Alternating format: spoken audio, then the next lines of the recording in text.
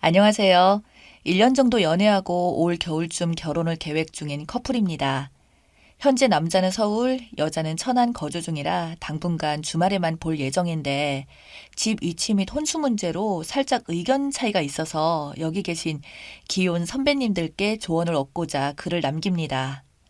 뭐가 맞는 건지 내가 너무 내 생각만 하는 건지 판단이 안 서서 남녀 입장을 객관적으로 써볼 테니 현명한 조언을 부탁드려요. 참고로 저는 여자 입장으로 아무리 객관적으로 쓴다고 해도 사람인지라 알게 모르게 저한테 더 유리하게 썼을지도 모르니까 감안하시고 이왕이면 남자 쪽 입장을 답변해 주시면 감사하겠습니다. 무작정 한쪽 성별편을 드는 것은 원치 않습니다. 남녀가 바뀌었다 쳐도 그 말이 더 맞다 인정할 수 있는 객관적이고 공정한 시각을 원합니다. 잘 부탁드립니다. 저는 충남 천안에서 중등교사로 근무 중이라 평생 충청도에서 살아야 하고 결혼 계획이 없던 재작년에 전세 8천만 원 빌라에 들어가서 살고 있습니다. 모은 돈 2억에 대출 조금 받아서 내년쯤에 천안에 괜찮은 아파트가 나오면 매매를 할 생각이었습니다. 예비 신랑은 본가는 지방인데 서울에서 직장 다니다가 현재 보증금 5천만 원에 월세 80, 서울 북부 소형 아파트에 살고 있고 모은 돈은 3억 정도 되는 것 같습니다.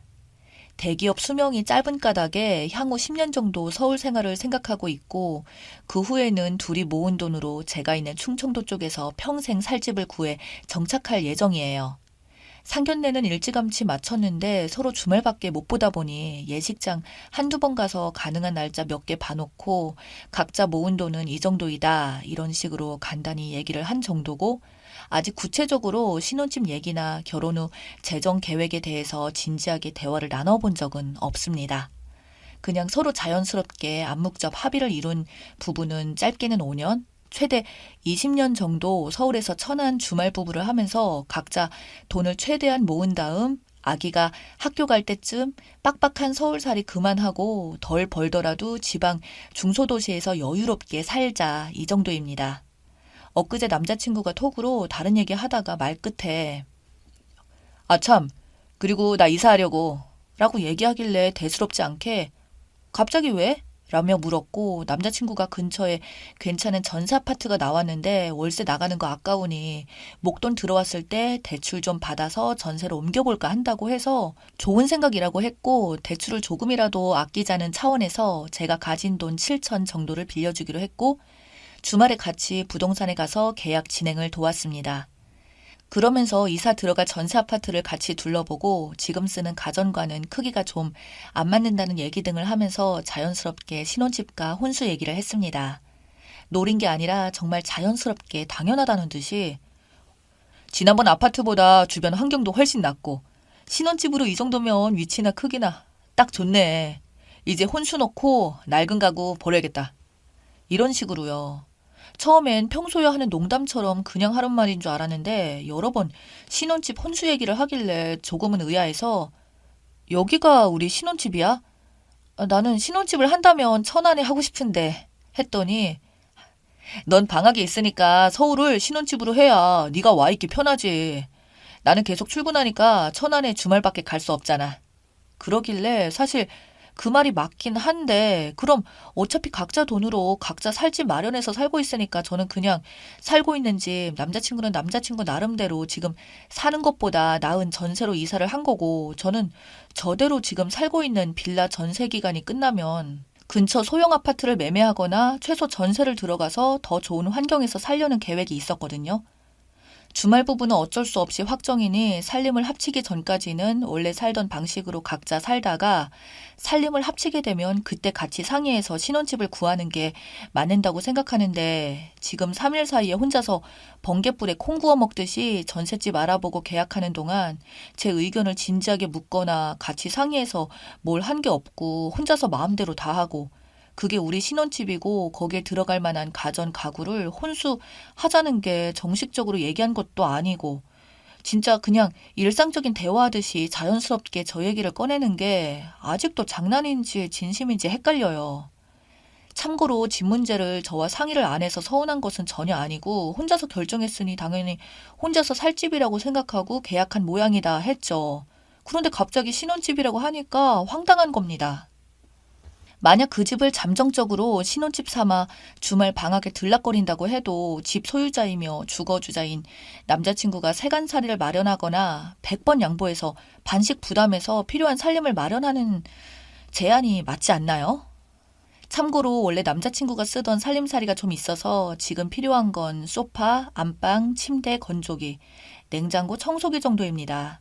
저는 천안에서 앞으로 5년 이상 제 자본으로 전세나 자가를 구해서 쭉 혼자 생활을 할 건데, 그럼 거기에 필요한 살림살이는 누가 사야 맞는 건지 보통 주말 부부를 해도 남자가 기러기 하지 않나요?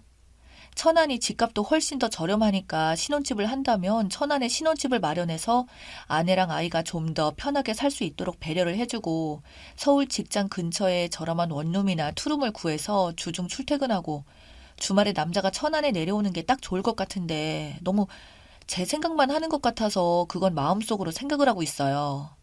이렇게 하자 하고 말 꺼낸 적은 없고 정식으로 신혼집 위치에 대해 대화를 한다면 그때 의견을 얘기해 보려고 하지만 각자 상황이 있으니 강요할 수는 없는 문제라고 생각했어요.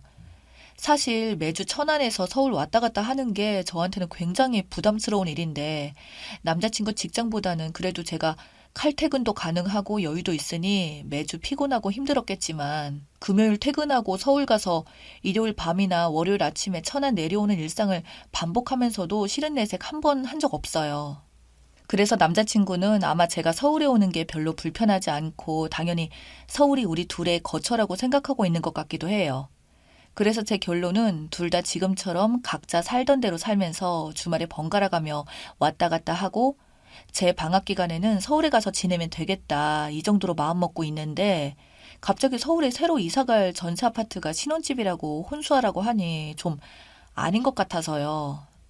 남자 입장에서 생각해보면 그래도 나름 3억에 대출 1억으로 서울에 4억 원대 전세를 준비했으니 신혼집이라고 해도 손색이 없을 조건이고 당연히 여자가 간단한 혼수라도 해오길 바라는 심정일 텐데 이해가 안 가는 건 아니지만 남자친구는 결혼을 안 하고 계속 혼자 살더라도 그 전셋집으로 이사를 갔을 상황이거든요.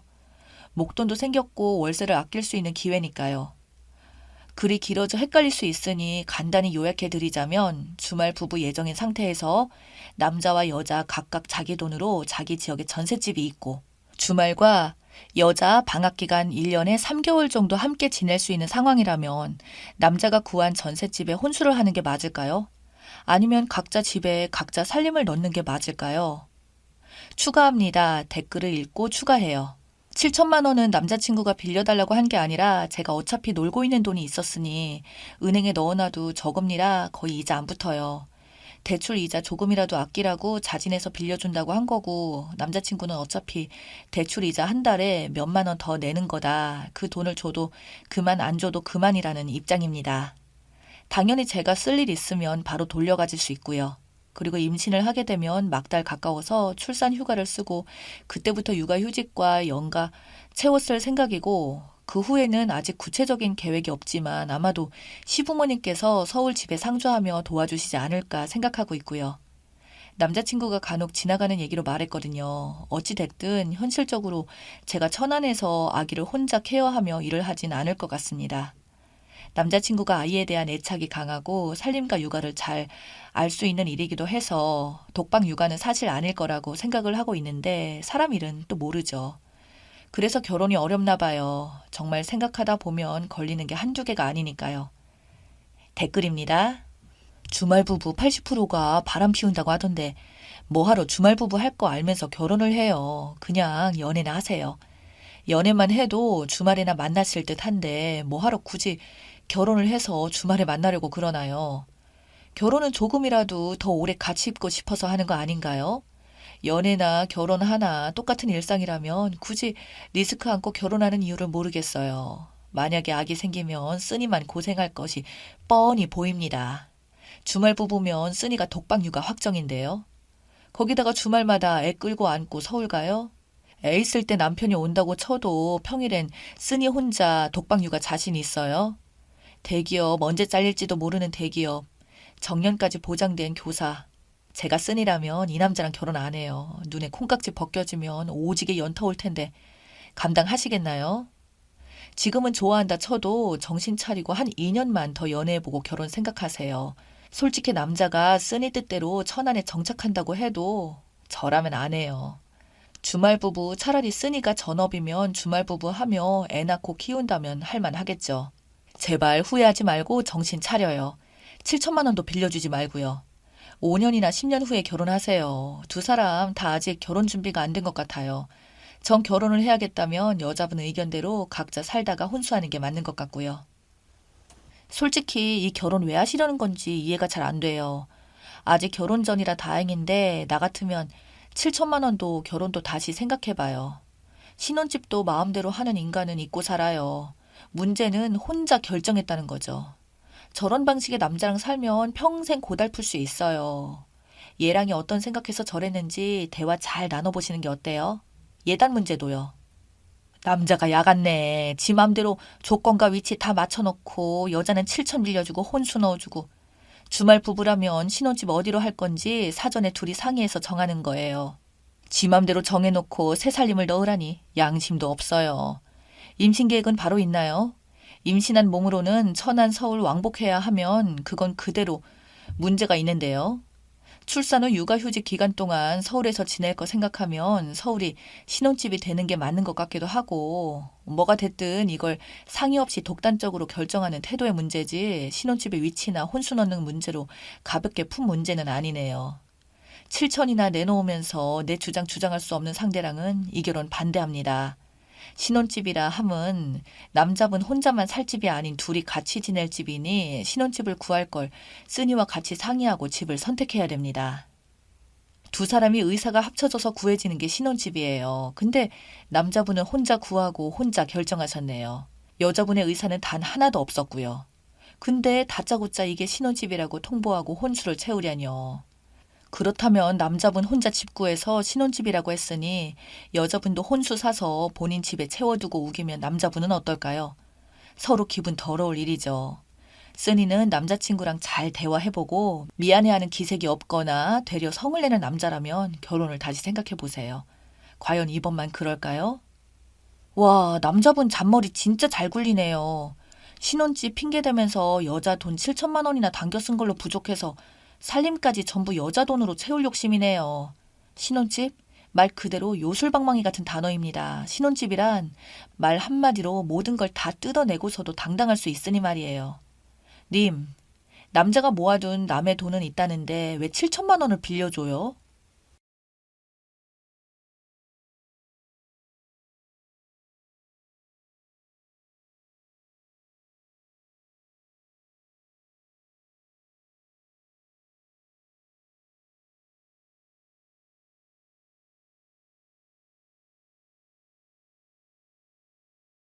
저는 30대 초반 여성입니다. 저는 이기적인 저희 시어머니에 대해 이야기를 하기 위해 글을 쓰고 있습니다. 우선 저와 저희 남편을 잠시 소개를 하자면 둘 다 회사를 다니고 있고 연봉은 제가 더 많아요. 이 부분은 제 자랑을 하기 위한 것은 아니고요. 시어머니의 이기적인 행동에 대해 이해를 돕고자 말씀드리는 부분임을 참고해 주시기 바랍니다. 시댁에 처음 인사 갔을 때 시어머니가 저에게 너는 연봉이 얼마니? 그리고 모아둔 돈은 얼마니? 라고 물어봤어요.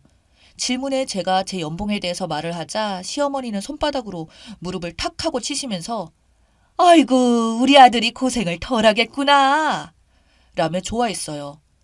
하지만 저는 제가 남편보다 연봉이 더 많다고 해서 남편을 무시하거나 그러한 부분은 전혀 없었어요. 요즘이 조선시대도 아니고 남자는 가장이니까 돈을 잘 벌어야 하고 여자는 집안에서 살림만 잘하면 된다는 생각을 하지는 않았으니까요. 그런데 문제는 그런 부분이 아니었어요. 이기적인 시어머니는 제가 돈도 많이 벌어오고 집안 살림도 여자인 제가 당연히 다 해야 한다고 생각했어요. 하지만 저는 그러한 교육을 받아본 적이 없었어요. 저희 부모님은 모든 것은 평등하게 해야 한다고 그렇게 교육을 했고 부모님도 그렇게 살려고 노력을 했거든요. 그런데 결혼을 하고 얼마 후 저희 신혼집에 방문한 시어머니가 설거지를 하고 있는 남편을 보고는 우리 아들 키울 때 정말 귀하게 키웠는데 설거지가 웬 말이니? 네가 우리 집안을 말아먹으려고 작정을 했구나 아주! 라며 대성통곡을 했어요. 저는 그런 시어머니가 오히려 놀라웠어요. 아들이 설거지를 한다고 대성통곡을 하다니요. 제가 이 부분을 도대체 어떻게 이해를 해야 하는 것인가요? 그렇게 시어머니는 저에게 설거지는 여자가 하는 거지. 지금 이 행동은 한 집안의 가장을 욕보이는 행동이다. 라며 어마어마한 잔소리를 했어요. 그런 어머니에게 남편은 엄마, 무슨 소리 하는 거야? 우리는 집안일을 공평하게 하기로 했어. 그리고 따지고 보면 수민이가 나보다 돈도 더 잘 버는데 내가 더 해야지. 라며 제 편을 들어줬어요. 하지만 시어머니는 그런 남편의 말에 오히려 더 화를 내며 아무리 세상이 바뀌었다고 해도 나는 이 꼴 못 본다. 어디 남의 아들에게 설거지를 시켜? 라며 노발대발 하셨어요. 그때는 그런 시어머니와 길게 말을 하고 싶지 않았어요. 우선은 제가 생각하는 것과 너무나 달랐기 때문에 몇 번이나 이해하려고 했지만 도저히 이해가 되지 않았거든요. 그리고 지금껏 그렇게 살아온 시어머니를 변화시킬 수 있는 부분도 아니라고 생각했어요. 그래서 저는 얼마 뒤 식기세척기를 샀어요. 사실 시어머니 보란 듯 산 것은 맞지만 설거지 때문에 모두에게 그렇게 큰 문제가 된다면 식기세척기가 한 가지 방법이라고 생각을 했거든요. 저는 그러한 사소한 일로 시어머니와 다툼을 하고 싶진 않았거든요. 그랬는데 식기세척기를 본 어머니는 저에게 또 화를 내면서 여자가 게으르면 집안이 망하는 것인데 도대체 너는 어떻게 이렇게 게으른 것이냐? 라는 말을 했고 저는 어머니의 말에 저도 슬슬 화가 나기 시작했어요. 어머님, 저는 똑같이 일을 하는데 저만 설거지를 하는 건 말이 안 되는 거죠. 그런데 어머님이 아들 설거지하는 것은 못 보겠다고 해서 제가 식기세척기를 샀는데 뭐가 문제인 거죠? 제가 제 돈 주고 산 건데요? 라고 말을 했고 시어머니는 네가 지금 우리 아들보다 돈을 많이 번다고 유세 부리는 거니? 라며 저에게 되바라졌다며 혀를 차면서 가버렸어요. 그리고는 그 부분을 그냥 그렇게 넘어가게 되었는데 정말이지 앞으로 일어날 일에 비하면 그러한 부분은 정말 사소한 것이었음을 알게 되었어요. 시댁의 제사가 1년에 4번 정도가 있어요. 명절까지 합하면 6번이겠죠. 거기다 시댁 행사까지 합하면 시댁에 방문하는 날이 적은 편은 아니었고요. 물론 저도 시댁 제사나 행사에 다 참석을 하면 좋겠지만 회사를 다니다 보면 어느 날은 참석을 못하는 날도 있게 되거든요. 일이 많을 때는 야근도 해야 하고요. 다들 바쁘게 일을 하고 있는데 그런 동료나 상사에게 저 오늘 시댁 제사라 일찍 가봐야 해요. 또는 저 오늘 시댁 행사라 일찍 가봐야 해요. 라는 말을 못하겠더라고요. 저희 회사가 바쁠 때는 정말 정신없이 바쁘거든요. 그리고 그건 예의가 아니라고 생각해요. 무엇보다 저는 제 일에 자부심이 많기 때문에 절대 소홀히 하고 싶은 생각도 없었고요. 그런데 시어머니는 그러한 부분을 전혀 이해하려 하지 않았어요. 돈은 당연히 벌어야지. 그런데 제사나 행사가 있을 때는 당연히 참석해야 하는 것이다. 그까짓 회사가 뭐가 중요하니? 뭐 이런 생각이었어요. 그러면서 혹시나 제가 바빠서 참석을 못하게 되면 우선 저를 의심부터 했어요. 참, 시어머니는 예전부터 사람을 의심하는 이상한 버릇이 있었는데 그런 부분 때문에 시아버지와도 정말 많이 다퉜다고 합니다. 시아버지 회사에 시도 때도 없이 전화를 해서요. 시아버지가 이혼 이야기를 할 정도로 힘이 들었다고 듣긴 했었는데 그런 일이 저한테까지 일어날 줄은 꿈에도 생각하지 못했네요. 시어머니는 저희 회사에 시도 때도 없이 전화를 했어요. 회사 전화번호를 알아낸 방법도 정말 어이가 없었는데요. 제 핸드폰으로 전화를 해서는 회사 전화로 시어머니에게 전화를 하라고 하더라고요. 저는 그때 바빠서 별 생각 없이 회사 전화로 시어머니에게 전화를 했었어요. 그때는 이런 대참사가 일어날 것이라고는 상상도 못한 채 말이죠. 그랬는데 시어머니는 정말 수시로 전화를 해서는 제가 회사에 있는지 확인을 했어요. 혹시 제가 화장실을 가거나 간식을 사러 가야 해서 잠시 자리를 비우게 되면 적어도 10분 단위로 전화를 했던 것 같아요.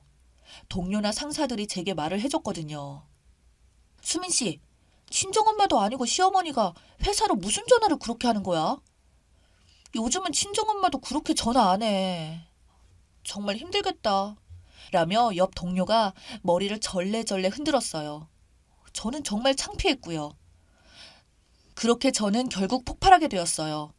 그날도 야근하느라 몸이 너무 피곤했는데 도대체 저한테 왜 그러는 건지 이해가 안 되었거든요. 저는 그렇게 야근이고 뭐고 시댁으로 쫓아갔어요. 팀장님이랑 동료들에게는 먼저 양해를 구했고 팀장님이 그냥 참으라고 붙잡았지만 저는 시댁으로 갔죠. 시댁은 제사 음식을 준비하고 있었고 제가 벨을 누르고 들어가자 남편이 놀라서 자기야, 오늘 야근이잖아. 오늘 중요한 프로젝트라고 하지 않았어? 그런데 어떻게 왔어?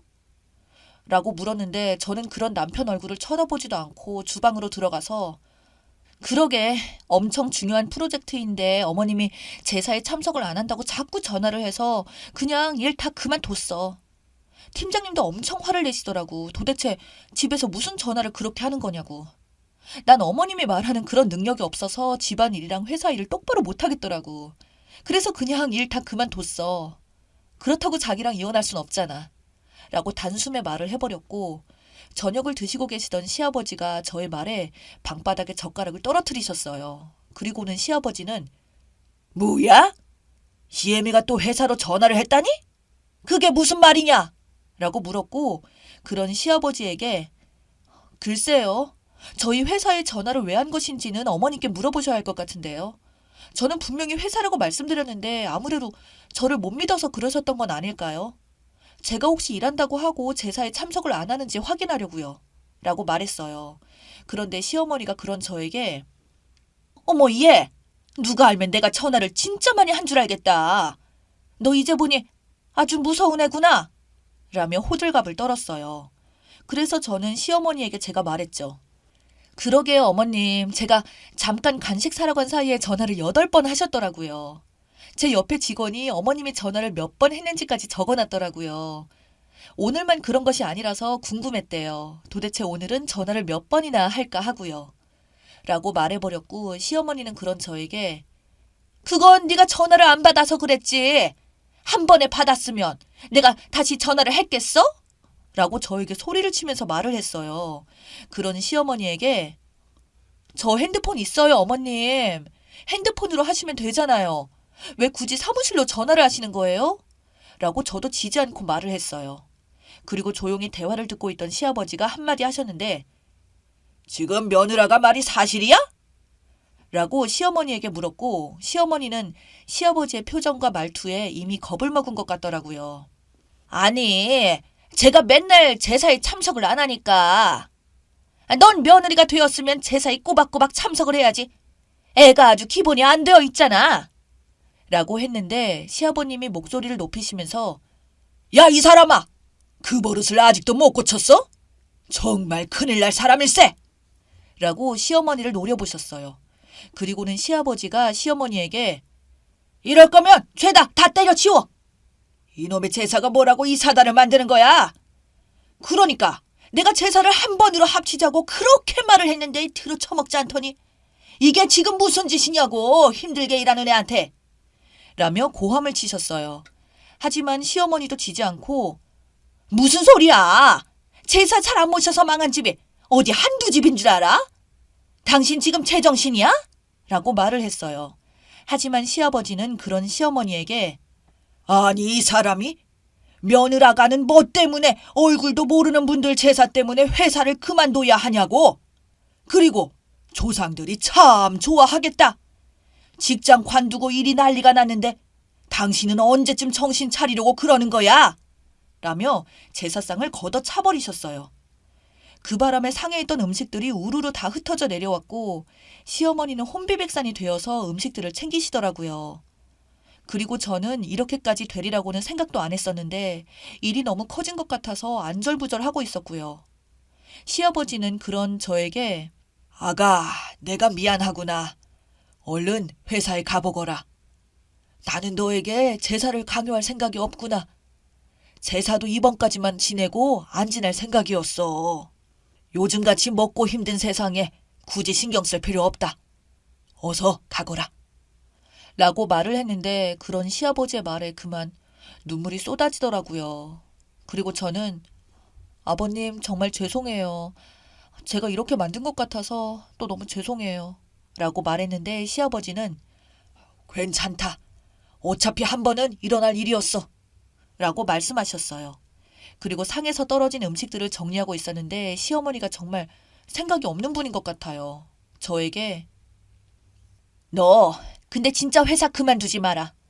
너 회사 그만두면 내가 우리 아들 데려올 테니까 알아서 해. 내 아들 고생길이 훤한데 내가 그냥 둘 것 같니? 라고 했어요. 정말 왜 이러는 걸까요?